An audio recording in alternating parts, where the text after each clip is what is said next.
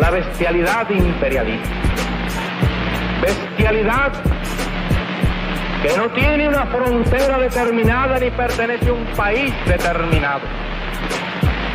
Bestias fueron las hordas hitleristas, como bestias son los norteamericanos hoy, como bestias son los paracaidistas belgas, como bestias fueron los imperialistas franceses en Argelia.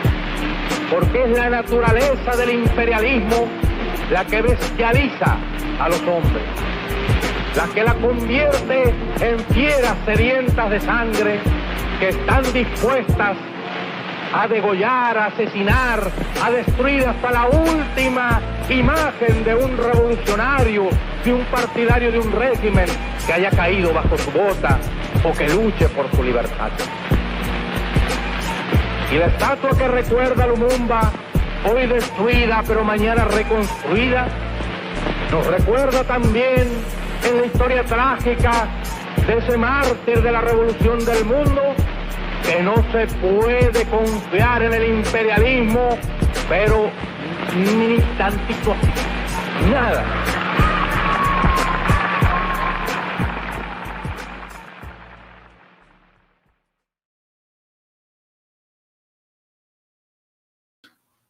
Hey, what's up, everybody? Welcome to episode 11, Unmasking Imperialism, Syria elections, why Assad won. We are joined by one of my favorite commentators, journalists, human rights lawyers, authors. He does everything. Dan Kovalik is a good friend of mine. He's out in Pittsburgh. He is a human rights lawyer and author who recently served as an election observer in Syria's presidential election. We're going to be talking about Syria and the elections and why Assad won today. How's it going out in Pittsburgh, Dan?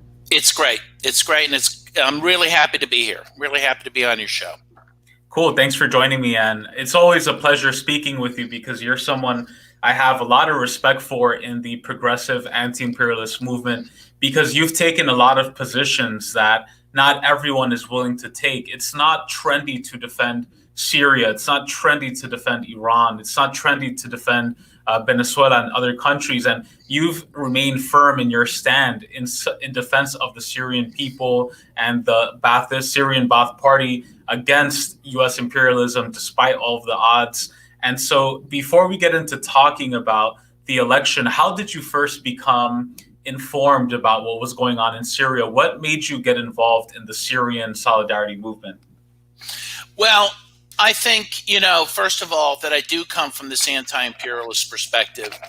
So, immediately when the propaganda began against Syria to justify a war there, as propaganda is always used for, I had to take a very close look at what was happening. And, immediately I saw that there were a lot of inconsistencies in what was being claimed.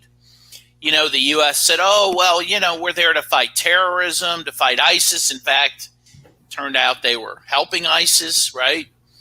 And very credible people have said that, including Joe Biden. There's internal intelligence documents that said the U.S. was doing that. So it seemed to me pretty early on that this was a textbook case of the U.S. intervening in another country and justifying it on the basis of lies. I think another, big influence on me was an article I read in 2007. This is 4 years before the troubles start in Syria. And it's an article by Pulitzer Prize winning author, journalist, Seymour Hersh. Yeah.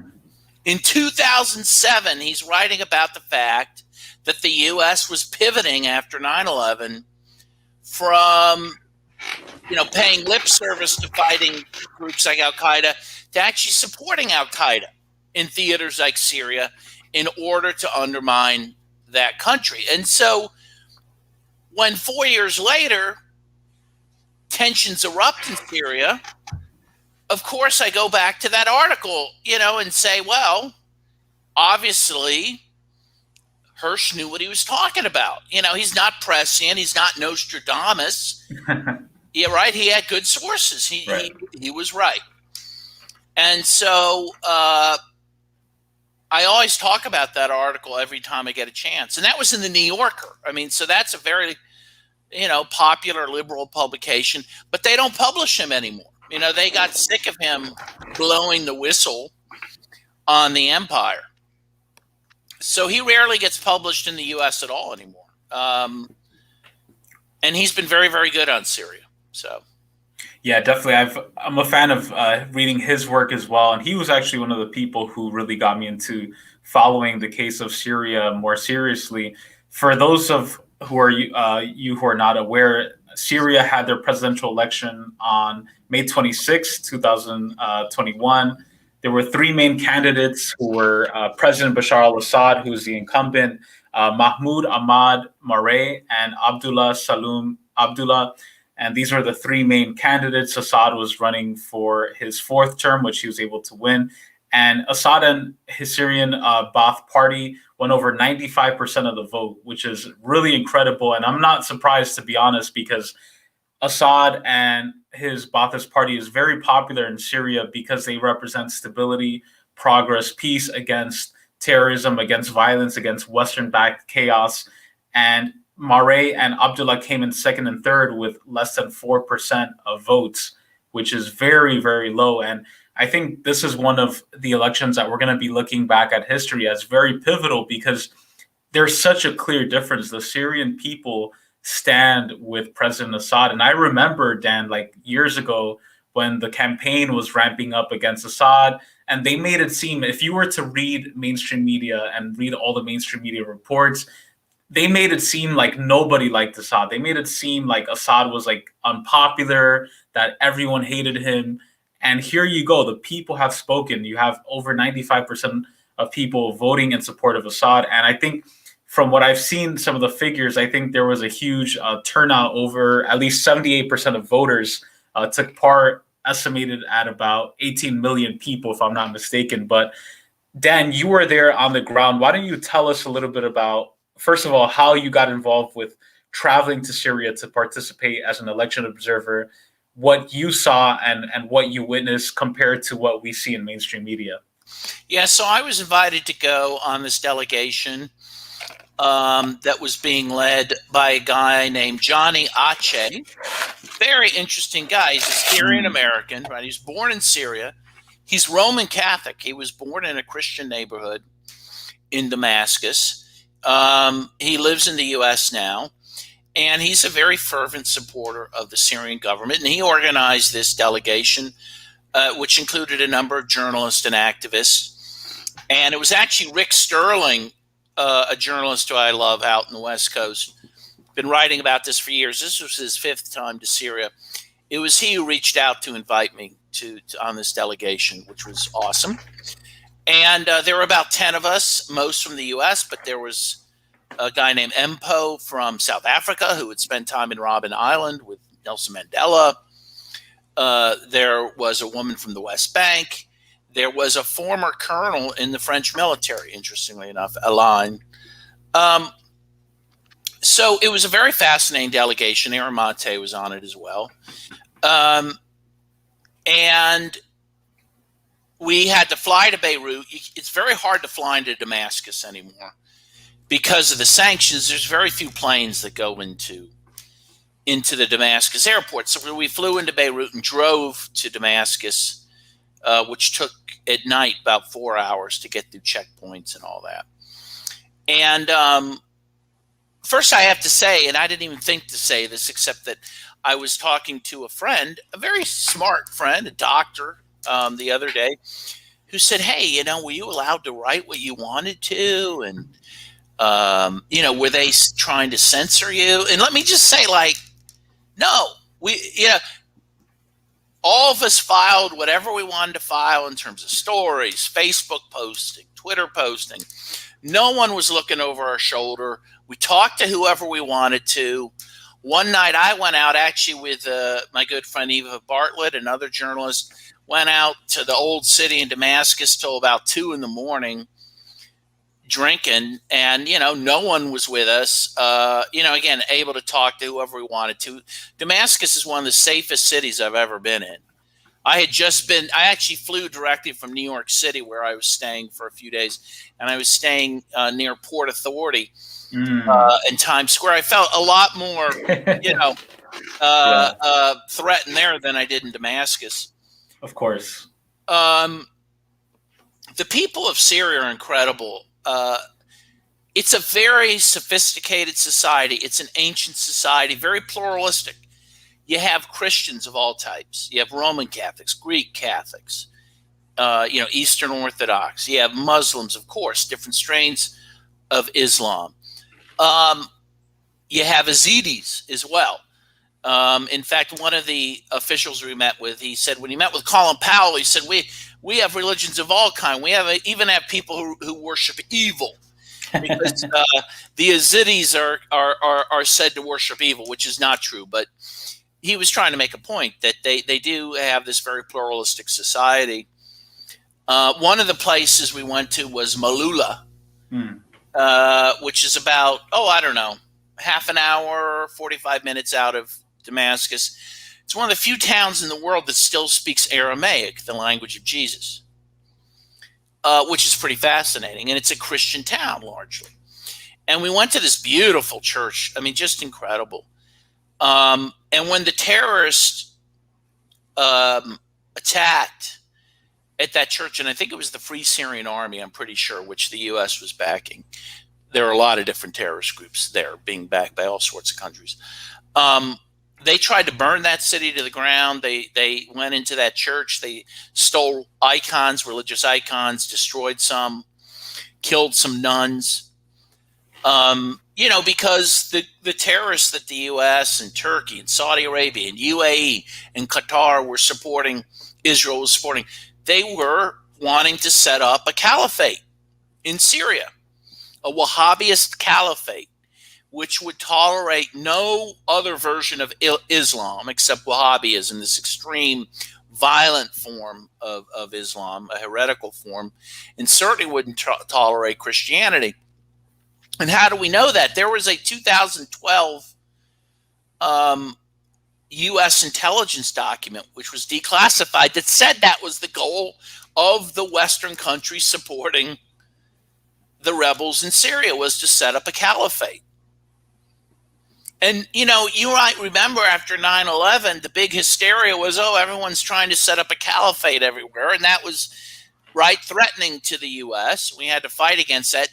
Then, again, as Seymour Hersh tells us, by about 2005, the U.S. decides it's fine to partner with people who want a caliphate, as long as that will weaken countries like Iran and Syria.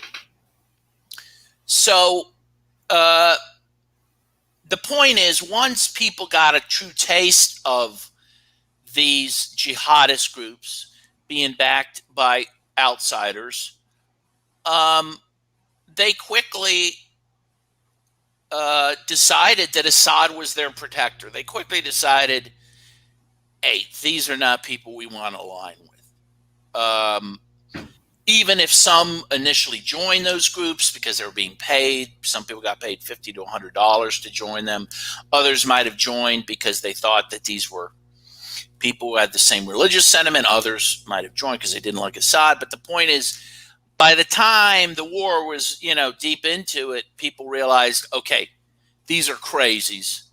We don't want to have anything to do with this. And Assad, it should be noted, gave Syrians who joined these groups the choice either to come back into society, and many did, or to go to Idlib, which at that time was being run by these jihadist groups. So a lot of people did take the opportunity to come back into society and to reconcile, because, again, when they saw what these jihadists were doing, cutting people's heads off, raping women, imprisoning people to build their tunnels, I mean, they were like, okay, this isn't what we signed up for,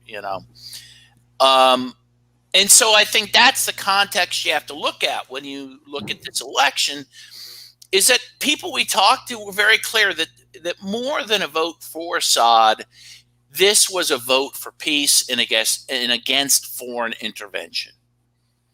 They were telling the West and the Gulf states and Israel, get out of here. We're done with you. We've had a war for 10 years. We want peace. We want to be able to reconstruct. And Assad represents those things, right? And I think that while they won't admit it, I think that message was received, loud and clear, because you did have this high voter turnout. And people did have a choice. They had a choice between three people. Now, in truth, the two people running against Assad weren't that well known. But that people could have cast protest votes. And again, people weren't made to vote. In fact, two of our drivers who worked for the Ministry of Information made a point to tell us they didn't vote. They said, we exercised our right not to vote. Now, they work for the government. They could have been fired or killed if what we're told about Assad is true. Right. But they didn't seem fearful of that. And you know if someone votes or not, because when you vote, you get a purple mark on your finger, so they can't vote a second time, right? So if you don't have a mark, everyone knows you didn't vote, but they didn't seem concerned. The other thing people have to realize is that Syrians outside of Syria were allowed to vote.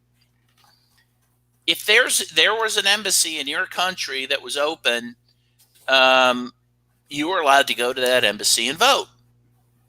And tens of thousands of Syrians exercised their right to vote outside of Syria. No one can plausibly claim that those people were coerced into voting or voting a certain way. They did it because they wanted to, right? Right. And again, I think this was a vote for independence. It was a big FU to those countries, including the U.S., who have destroyed huge swaths of Syria over the last 10 years. I learned something interesting. I'll tell you two interesting things I learned on the trip. One was by the end of the war, the Syrian military had collected passports from these various jihadist groups from 84 different countries. There were foreign fighters in Syria from 84 different countries. This is incredible. Uzbekistan had fighters there. The Uyghurs from China came in. Fighters from Chechnya came in, from all over the world. This was a world war, right? Masquerading as a civil war. The other thing I didn't know, and I'll tell you, I should have known, but I didn't know. So I was at the hotel, and I saw, of course, outside the hotel, there were a couple flags. One was the Syrian flag, which I recognized. The other one was the Palestinian flag, which I recognized as the Palestinian flag. And I said, that's really great. The hotel's flying the Palestinian flag. And the woman next to me, Amal, who's from the West Bank, says, yeah, Dan, don't you know the Ba'ath Party flag is the Palestinian flag? Right. They adopted it as their own. And Syria has done a lot for the Palestinians. They have millions of Palestinian refugees in Syria. They have supported the resistance in Palestine. They're one of the best friends, along with Iran, that the Palestinian people have. So, yeah, I mean, it's an amazing place. And again, people have to really understand, had the West gotten its way and this caliphate had been set up by these jihadists, these ancient churches that I went to, the ancient Roman ruins that are there, those would have been gone. Those would have been destroyed. And people who didn't toe the line of this Wahhabist fascism, which is what it is, would have been killed, imprisoned, etc. That's what they were looking at. And again, the people chose, okay, we don't want that. We've lived in harmony amongst ourselves for centuries. We want to keep doing that. So, interesting thing, in Malula, which is this Christian town, which has this very famous church there that we visited, my friend Johnny Ache, who led the trip, he said, notice something. He said, so people were coming here from all over to be blessed in this church. He said, notice all the women here have keffiyehs on, or have the burqas on. He said, most of the people coming here to be blessed are Muslims. They're coming to be blessed at a Christian church. That's how pluralistic this society is. Right? But the U.S. has tried so hard, and the West has tried so hard, and sometimes successfully, to pit different religious groups against each other, to pit the Shiites against the Sunnis. You know, not long ago, the Sunnis and Shiites, they had no beef with each other. Now they are at each other's throats to some extent, and that's because the U.S. has promoted those divisions, you know. And Syria resisted that. They resisted that, and they defended pluralism. They defended their history. They defended being a single nation, even though that's not resolved yet. You know, people have to remember the U.S. is still occupying 1/3 of Syria. Turkey is also occupying part of Syria. And these are the most oil-rich parts of Syria. And the U.S. has been stealing oil out of Syria, which, of course, Donald Trump, to his credit, admitted was true. Right. And so while people are relieved that the war, the hot war, is over, the conflict can't be over until these other countries leave. I mean, you know, and Biden has been very clear for years, even before he was president, that he wanted a partitioned Syria. You know, and many wanted a partitioned Iraq. They want to look. The the countries in the Middle East, by and large, exist as they do now because the West made a deal to carve them up as they carved them up, right? But now that's not good enough. They want to carve them up even more. They want to balkanize them even more in order to control them, right? Because a big united Syria, a big united Iran, they have some power and leverage to resist Western domination. So they would prefer that Syria be divided into 3 different areas, that Iraq be divided into 3 different areas, that Iran either be divided or just freaking wiped off the map. You know, and that's the goal. That's what people have to understand. This has nothing to do with democracy, nothing to do with freedom. And by the way, you know, one thing I would pose to those who say, oh, who question, is Syria really democratic? I'll tell you this much. No one voted for the U.S. to control 1/3 of Syria's land, okay? Exactly. That is not democratic, and it's not legal. The U.S. is there illegally. It has no right to be there.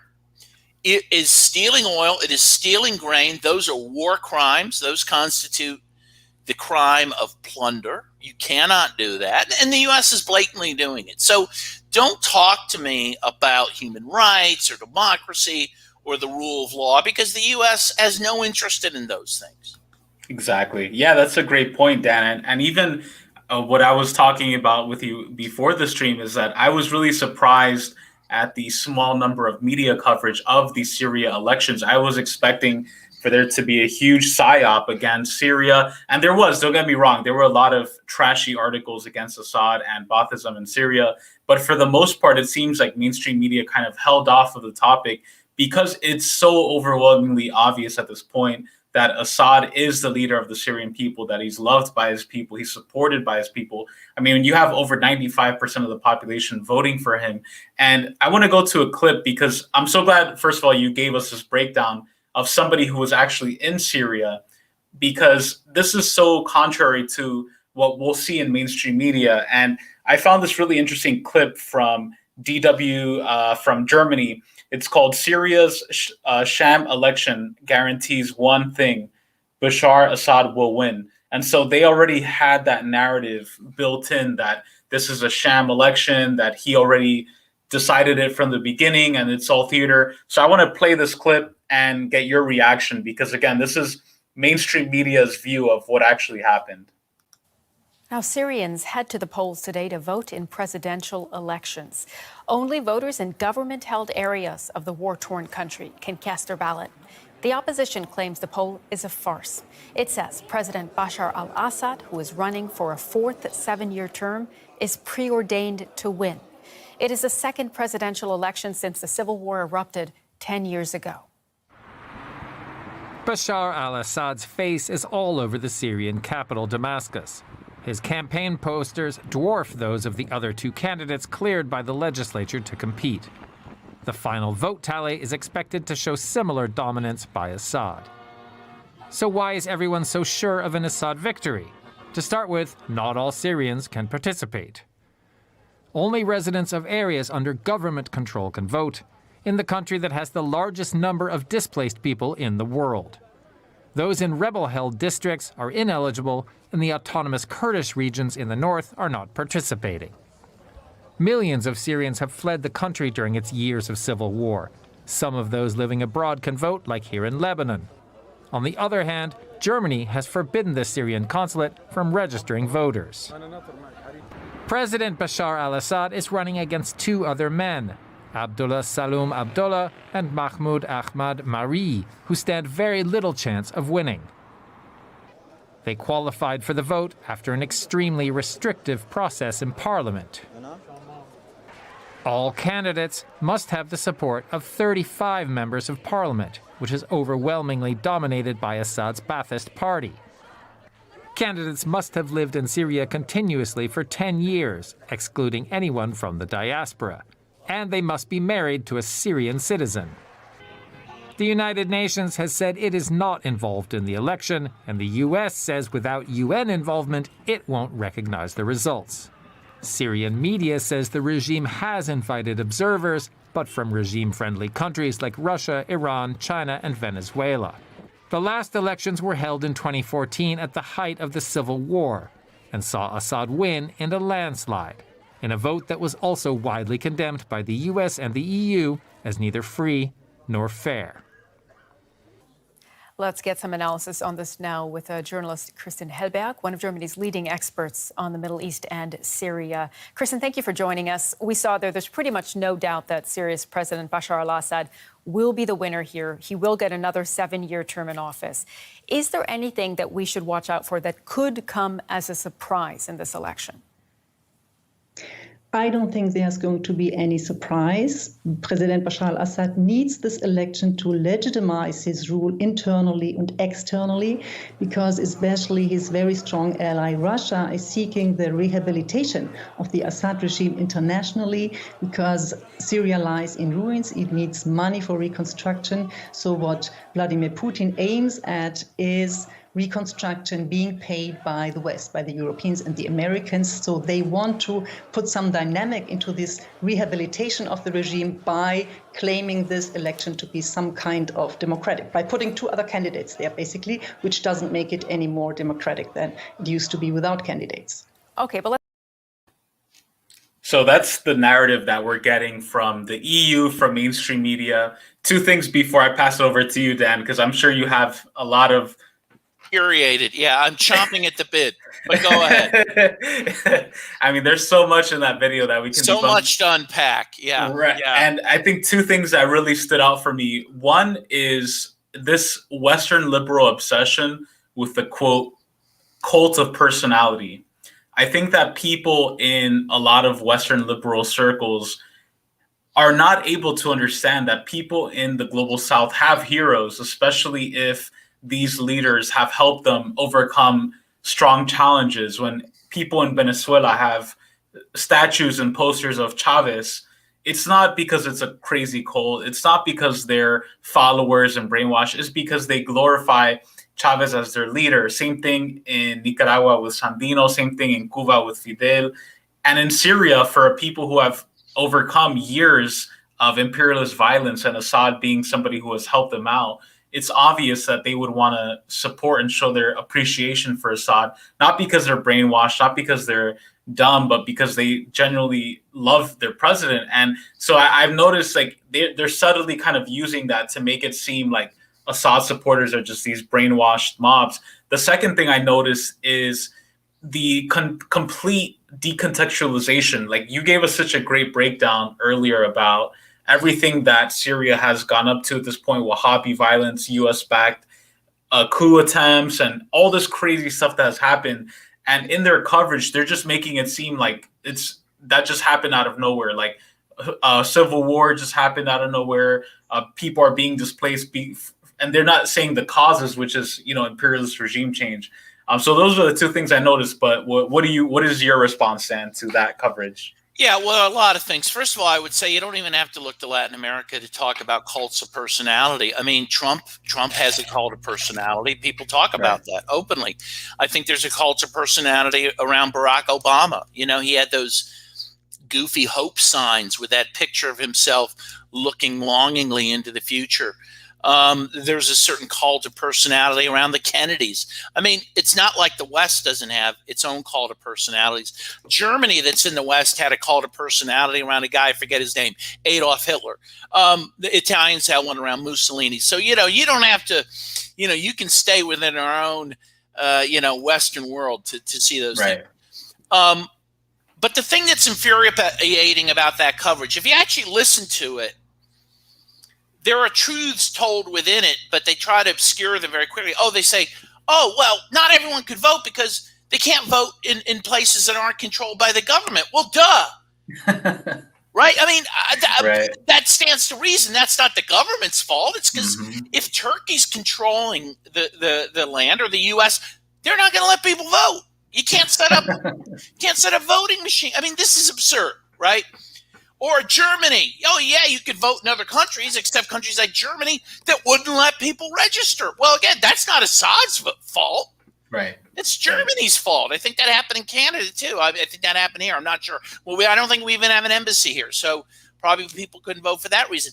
But that's not Assad's fault. So, that's infuriating to me. Still millions of people voted, okay? And that can't be denied. And then they have this expert on. I love that thing, expert. Who gets to be an expert? And she says, well, the fact that two other people are running doesn't make it any more democratic than when no one ran. I mean, why is that true? She doesn't explain why. Right. She just says that. And they say, oh, well, these candidates were vetted by the parliament. That's true, okay?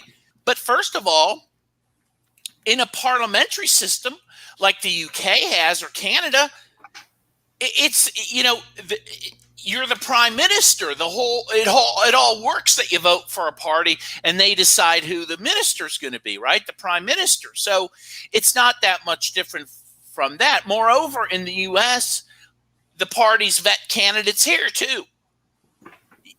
And we know from Hillary Clinton's emails, by the way, right, that the Democratic Party unfairly kneecapped Bernie Sanders in 2016, then again in 2020.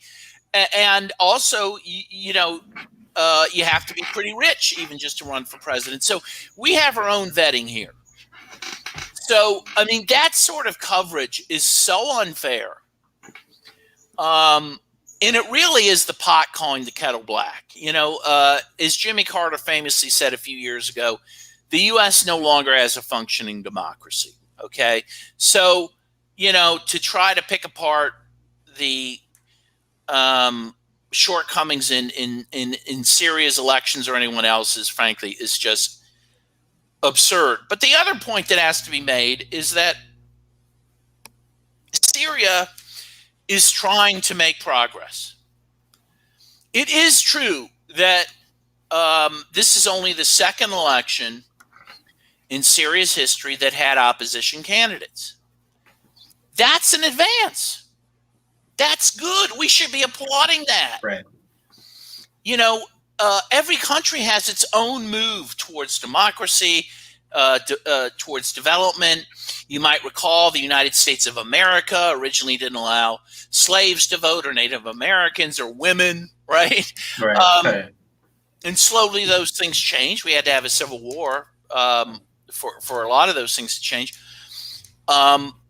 Syria has its own process of progress, and by the way, they're making that progress during a frickin' war. Right. Exactly.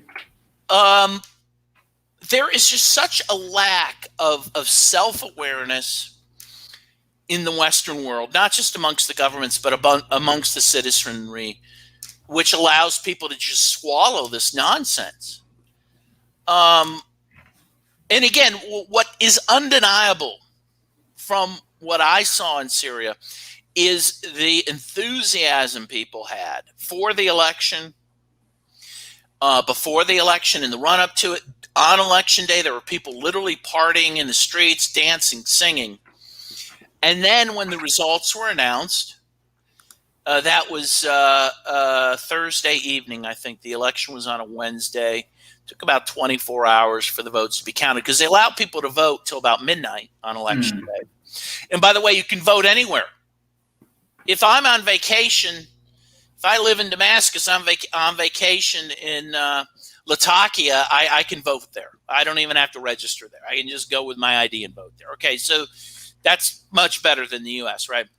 Of course. But in any case, and they could vote till midnight. When the results were announced that Assad had won, I mean, there were clearly spontaneous outpourings of joy. None of my delegation could even sleep till about 4 a.m. because people were up late, driving around town, shooting off guns, cheering, waving Syrian flags. No one was making them do this. Okay. Right. I want to stop you right there, Dan, because I actually have a clip of people celebrating that I want to play real quick, and just so people get a sense of what the environment was like in Syria.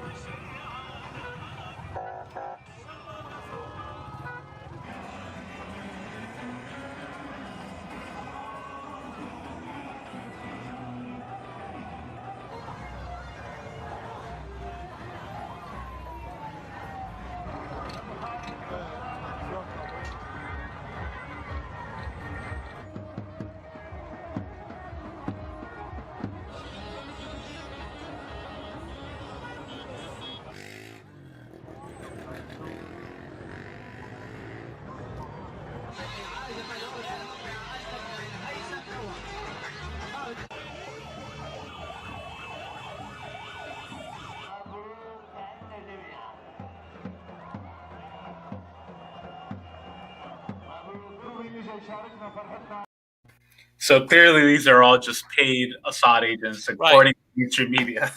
You could see them being held at gunpoint, of course. Right. No, people were happy. And again, they're proud. We have to reiterate, they defeated the United States and Israel and the UAE and Saudi Arabia and Qatar and Turkey, all these countries that were hell-bent on overthrowing their government and imposing, again, a caliphate upon them. They defeated these people with the help of Russia and Iran, of course. They are proud of that. And they are defiant. And I think that's what you're seeing in these videos. And it's not about a cult of personality. It's not about Assad so much as it's about national pride. And again, national pride in the face of a world that tried to destroy them. And if I were Syrian, I'd feel the same way, you know. And if in the U.S. we were invaded by that many countries who backed, you know, terrorist crazies to take us over, and we were victorious, we'd be thrilled too, and we would probably rally behind the leader who led that victory. And that's what's happening in Syria.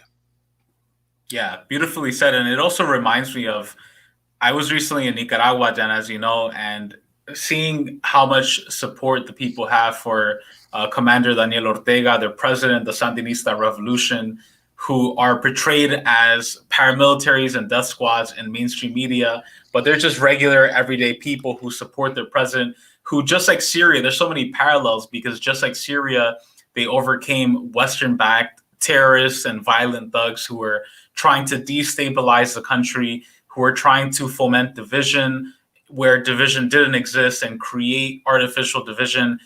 overthrow the ruling government and establish a Western-backed autocracy that would completely devastate the country. And in Nicaragua, the people celebrate their president, and in mainstream media, it's covered like they're just these brainwashed people. And it's the same thing we see with Venezuela as well. And it's cool to see in Syria, the people, like you said, who are proud of their government, proud of their president for defeating Western-backed terrorists, because it's something that for us in the United States, we're never going to experience that, because the money that's going to these radical Wahhabi groups comes from our taxpayer money to terrorize people over there. And so we have to have the respect to the Syrian people, to acknowledge their suffering and to appreciate their victory over Western terrorism. One thing that I wanted to ask you about, Dan, I think it's something that, unfortunately, on the left, like, I was really surprised when a lot of the quote unquote civil war, I don't even like to call it a civil war because it kind of feeds into that narrative, when the Western imperialist offensive really kicked off against Syria in 2013, 2014, I saw a lot of media outlets that consider themselves to be progressive, that consider themselves to be even socialist or anti-imperialist, siding with the Syrian opposition and opposing Assad and uplifting the voices of the quote unquote moderate rebels. I want to play a clip from an interview. This is from 2018. This is right after Trump bombed Syria when he was president still. This is a clip from Democracy Now! With an interview with a Syrian opposition activist. And I just want to get your response to both what the commentator says, but just overall how some sectors of the left or the progressive left have completely missed the mark when it comes to Syria. So let me just play this clip and hear what you have to say. Rama, let's begin with you. First, respond to the attack that took place this weekend on Syria, U.S., France, and Britain. Thank you, Amy, for having me on. I think my first reaction when I heard these strikes were happening was, well, what's new? There's been airstrikes against Syria by the Assad regime, by the United States, by Russia, by a whole slew of actors for years now, since 2012, since the people rose up against the brutal regime of Assad and demanding their freedom and dignity. And so it was kind of infuriating to see this being presented as breaking news, this being presented as an apocalypse, that we're about to embark on World War III, especially as has been made clear again and again by the U.S. actions and words is that this was something very limited, just to kind of send a message to Bashar al-Assad that you can go on and kill people with barrel bombs, with anything, but don't limit your use of chemical weapons. I want to turn to U.S. Ambassador to the United Nations, Nikki Haley. In an interview with Fox News on Sunday, she outlined President Trump's objectives in Syria and said U.S. troops would remain until these objectives are met. He had three major goals that he wanted to accomplish. He, one, wanted to make sure that chemical weapons were not used, or weapons of mass destruction were not used in any way that could harm American national interest. He wanted to make sure that we defeated ISIS completely and wholly, to make sure that all of that threat was gone, because it is a threat to American national interest. And he wanted to make sure that we had good grounds to watch what Iran was doing, and they weren't making a lot of aggressive headway in terms of that, because Iran is a national threat to American interests. And so I think that, no, he never thought he'd get out in 48 hours. Yes, it is all of our goal to see American troops come home, but we're not going to leave until we know we have accomplished those things. So, Rama Kudemi, if you can respond to all of that. Again, President Trump having recently said he was pulling U.S. troops out of Syria. Yeah, and this has been U.S. policy. What Nikki Haley just outlined has really mostly been U.S. policy since under Obama. Nothing much has changed under Trump in terms of the United States has proclaimed that, oh, it wants to see and support the Syrian people's revolution, that it wants to see freedom and democracy in Syria, but in fact has really intervened in ways that have strengthened the regime. So its primary goal, the defeat of ISIS, i.e. the war on terror, is really what's brought the U.S. into Syria very forcefully. When they started bombing Syria in September 2014, it was against ISIS, and that's been the limit. That's really been where they focus most their energy. Once in a while, as Trump did last year, as in Trump did this year, they'll bomb a regime target, really an empty airfield, an empty chemical weapons factory, and then say, see, we want Assad gone. And yet again and again, their actions have proven that, in fact, they want regime preservation. This is not something, they are not really concerned with the Syrian people's demands for the fall of regime. They're concerned with continuing the war on terror, which has been the operation of the United States since 2001, and ensuring that we are constantly bombing quote-unquote terrorists, when in reality what the United States is doing, alongside with Russia, alongside with the regime, alongside with Iran in Syria, is the fact that everyone claims that they are fighting terrorists, and what gets lost are Syrian people's lives and dreams to live in a free and democratic Syria. So a lot to unpack there. Again, something that so many false narratives. And I think, like you said, Dan, I think they're like, the way they do it is that they put some elements of truth, but then they mix in things that are clearly false and clearly a psyop designed to oppose Assad. Obviously, this is somebody who opposes the democratically elected President Assad, calls his government a regime. The vibe that I got from what she was saying was that she was upset that the U.S. was leaving. She wants permanent U.S. presence and war and destabilization in Syria. And this is supposedly from the left. This is supposedly from people who are progressive, from people who are left of center. What are your thoughts, first of all, on this clip and what the guest was saying, but also just on how the left has missed the mark when it comes to Syria? Yeah, well, the left also missed the mark in terms of Libya. A lot of the left supported the invasion of Libya, including Amy Goodman. She's also been awful on Nicaragua, been very supportive of regime change operations there. She used to be good. She used to have the War and Peace report and used to care about war and peace and want peace and against war. Now she has the quarantine report. And now she pretty much she doesn't see any imperialist wars she doesn't like. Right. And that's true with most of the liberals and left in the US. Right. And there's kind of a switch there because, ironically, Trump at least made noise about getting out of Syria, made noise about getting out of Afghanistan. And every time he did, it was liberals and people on the left who criticized him, like that woman who was being interviewed by Amy Goodman, criticized him for not intervening more, for not bombing more. And that is the left position at this point, or the so-called left or the fake left. Right. But sadly, most of the left in the U.S. is the fake left. And then it's very interesting. You have this commentator who's interviewed. She's obviously in Washington, D.C., right? She speaks perfect English without accent. Right. I mean, if there is an accent, she's probably from New Jersey. Right. So, like, you can't find even someone who lives in Syria to talk to you. And again, this woman's beef is that we didn't start World War III there. She wanted that. Like, what kind of person wants that for their own country? Well, she doesn't care. She doesn't live there. Maybe she never lived there. I don't even know. But she doesn't sound like she was ever from there. So it's very troubling. And what she doesn't say, of course, is the truth, is that not only was the U.S., she claims, they were focused on fighting terrorism. In fact, they were supporting it.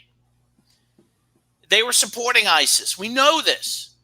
And again, there's many people who have admitted this, like Joe Biden himself. Trump, to his credit, said this during his campaign, that the U.S. had actually helped create ISIS, which is true. So it was worse than even she was saying. But again, her recipe was more bombing and more intervention in her country. And she tries to conflate what Russia and Iran were doing with what the U.S. was doing. Russia and Iran were invited by the sovereign government of Syria to be there. Okay, that means they were there legally, and the U.S., which was not invited, and which the Security Council did not invite to there, was not there legally. Okay, so those are not the same things. And frankly, Russia and Iran did help defeat the terrorists in Syria, and I saw the impact of that. And that is that you have outside the areas that are being occupied by foreign powers, like the US and Turkey, Syria is now at peace. And you can drive freely throughout the country. We did that with very few checkpoints. There is very little military presence. You have a country that's at peace, that is allowed to freely exercise their religions. So that's the result of Assad winning. And that is what the West does not want to admit. Okay, why isn't Assad still killing his people, right? Yeah. Because it was never about that. Why are the religions now, being practiced freely? Why aren't they being clamped down on? Because that was never the point. That was the point of the other people that the U.S. and other countries were backing. So I think now, with hindsight, we see who the real bad guys were. And it wasn't the Syrian military. It was these foreign terrorists.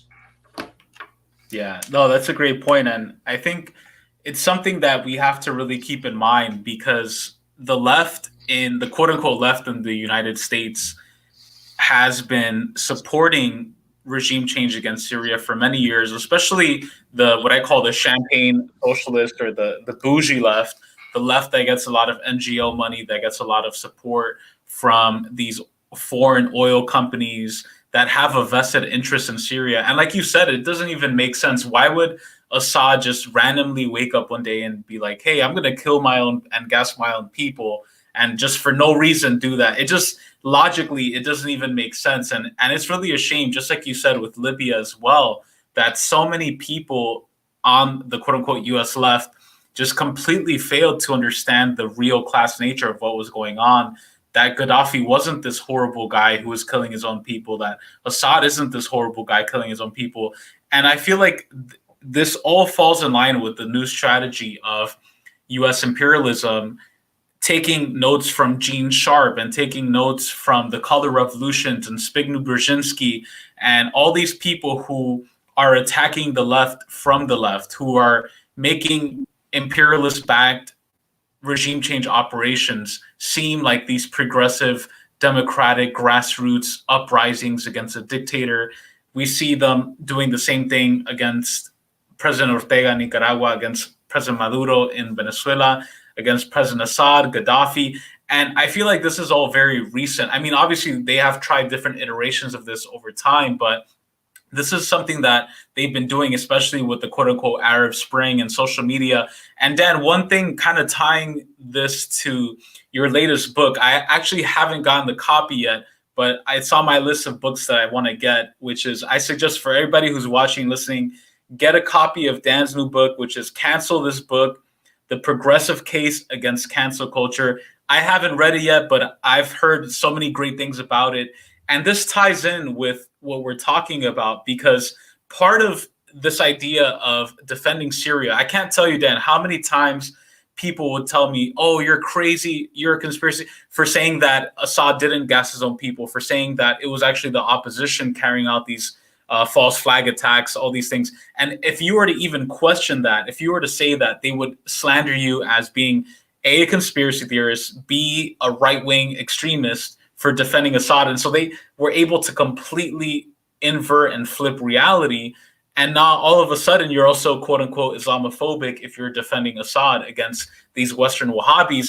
And just on those grounds, people who call themselves left or who are part of the synthetic left will try to cancel you, will try to cancel this conversation, and will be like, look, these people support a dictator, a brutal regime, they're crypto fascists, they're not really left. And that's why cancel culture is so important to oppose as well as principled leftists, because that sort of argument can be used to cancel even this discussion we're having now, where we can be slandered as conspiracy theorists, we can be slandered as right-wing apologists for Assad, which I'm sure you've been called and I've been called many times. So how does this connect with like this new trend, the State Department socialism of cancel culture, of attacking the left from the left? And what do you see like moving forward in terms of the strategy of like this Biden administration? Yeah. So what we're seeing, and by the way, thank you for mentioning my book, and it is true. I talk about these issues in there because I think they're all interrelated. We keep talking about the left in the U.S. and it's really embrace of imperialism. Let's face it, which is a fairly new thing. For most of my lifetime, the left has been pretty staunchly anti-imperialist.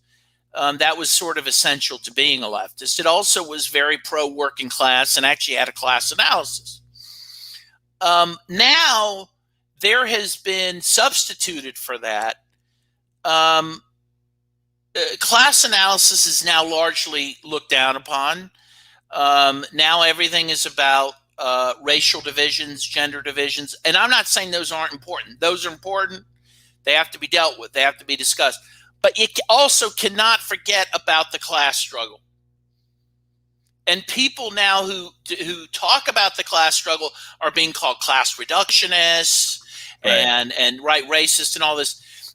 And so you have a left now that only cares about those, for lack of a better word, diversity issues, and does not care about the essence of imperialism and the essence of capitalist exploitation, and are happy, by the way, if they see the capitalist embracing diversity politics, right? Allowing, certain minority groups to rise within capitalism.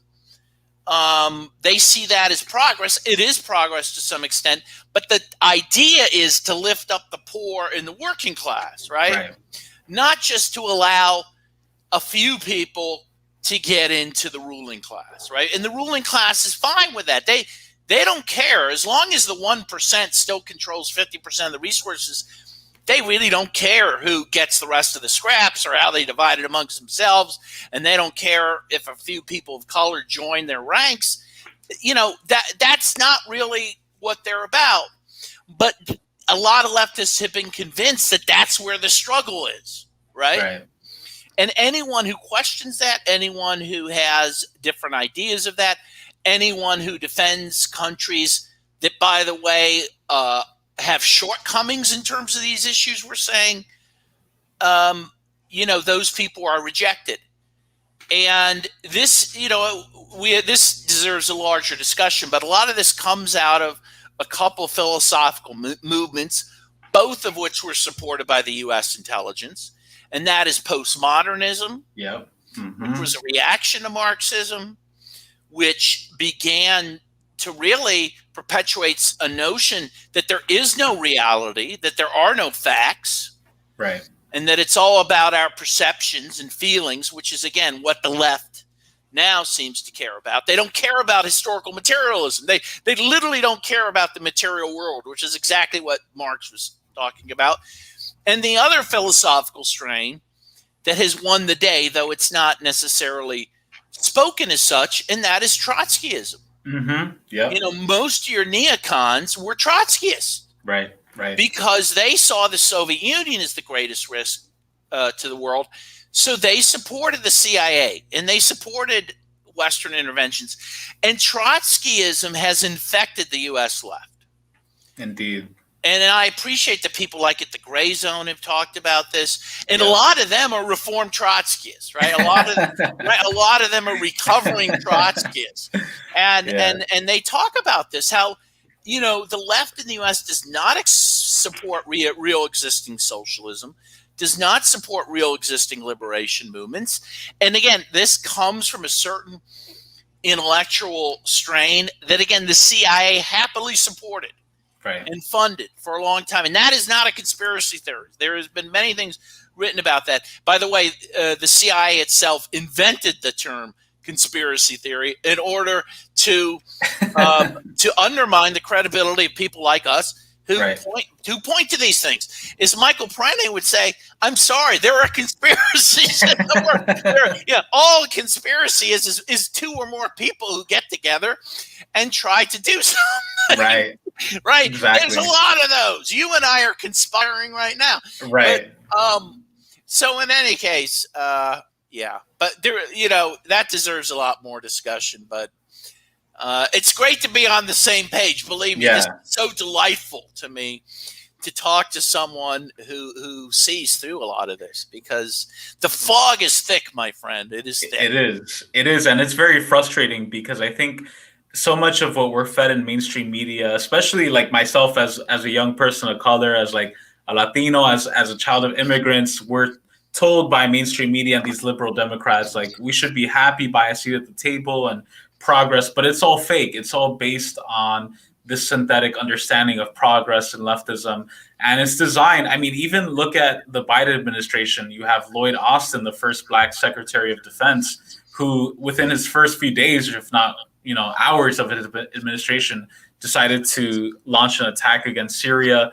We have Mayorkas, who's the head of DHS, who's locking up, Black and brown people at the border. We have Kamala Harris, who, with all, supposedly she was going to go to the border and deal with the Central America exodus and the migrant crisis, and she hasn't done anything. I don't even think she cares about it.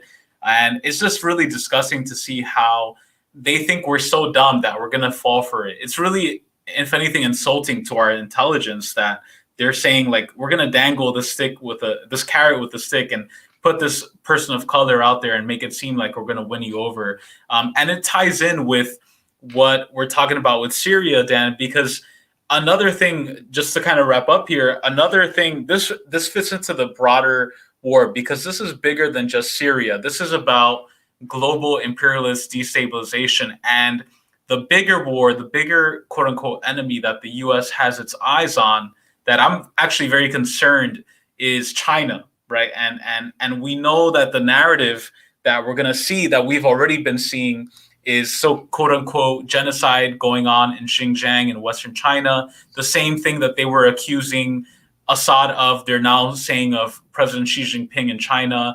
And I feel like Syria was in a way like a trial run for China, which they would love to balkanize. They would love to support and are supporting Wahhabi radical extremists in Western China to destabilize and balkanize China.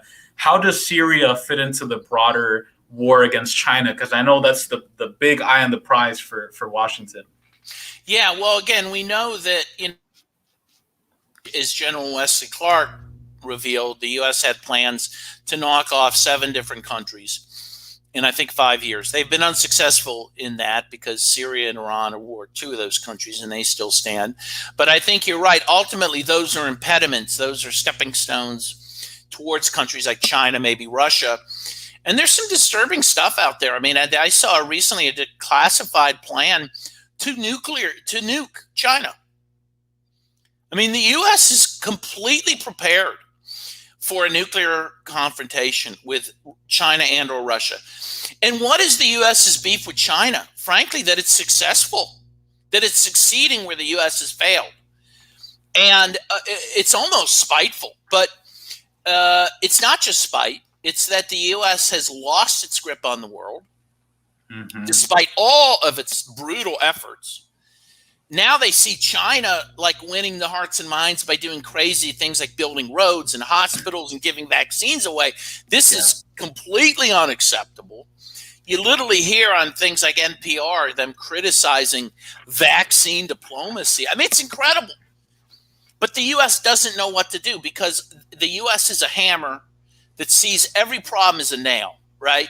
And then they see China over here playing patty cake with people and making progress. So that is just, it's anathema to the U.S. And yes, I think a confrontation is coming because of that. I think you hit on something really important, because I think a lot of the mainstream media, they come up with terms that they just repeat over and over and over. Vaccine diplomacy, that's such an important term that I've heard everywhere. And it's another term is like that is the debt trap, the Chinese debt trap. I've heard that term over and over and over and over again in mainstream media. With Syria, it was, gases. He's gassing his own people. Like, we associate Assad with chemical weapons and gas. And if you just repeat these names over and over with each other, people get this idea in their head that somehow Syria is doing this horrible thing, China is doing this horrible thing.